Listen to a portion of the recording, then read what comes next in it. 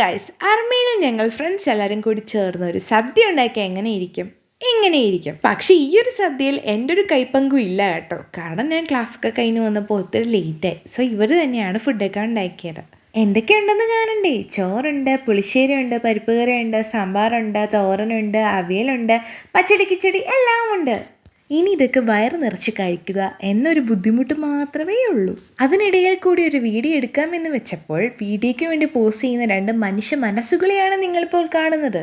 പിന്നെ ഞങ്ങളുടെ സദ്യയുടെ ഹൈലൈറ്റ് എന്നറിയാമോ? വെജും നോൺ വെജും കൂടി മിക്സ് ചെയ്തുള്ളൊരു സദ്യയാണ്. എന്ന് പറയുമ്പോൾ ചിക്കൻ ഇൻക്ലൂഡഡ് ആണെന്നാണ് ഞാൻ ഉദ്ദേശിച്ചത്.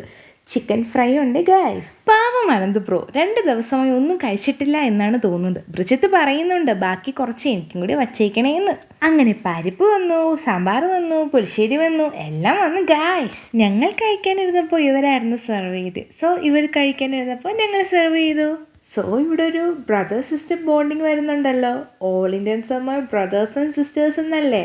ഇനി കുറച്ച് പായസം കൂടി സെർവ് ചെയ്ത് കഴിഞ്ഞാൽ ഇന്നത്തെ കലാപരിപാടികൾ ഇവിടെ അവസാനിക്കുകയാണ്.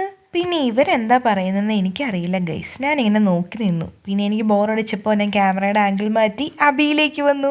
അബി എനിക്ക് ഓൾ ദ ബെസ്റ്റ് ഒക്കെ തന്നു കേട്ടോ. അതിനിടയ്ക്ക് ഡാൻസ് കളിച്ച് പായസം കുടിക്കുന്ന ഫ്രിസാനെ നമുക്ക് കാണാൻ കഴിയും. പിന്നെ ഇന്നത്തെ പരിപാടിക്ക് ചുക്കാൻ പിടിച്ച പച്ച ഷർട്ടിട്ട ചേട്ടനും കൂടെ അസിസ്റ്റൻ്റായി നിന്ന ആൽബർട്ടിനും എൻ്റെ വ്യക്തിപരമായ നന്ദി അറിയിക്കുന്നു. അപ്പോൾ വീഡിയോ ഇഷ്ടപ്പെടുവാണെങ്കിൽ എൻ്റെ 3S തിയറി ഉപയോഗിക്കണം. Suggestion, share, subscribe.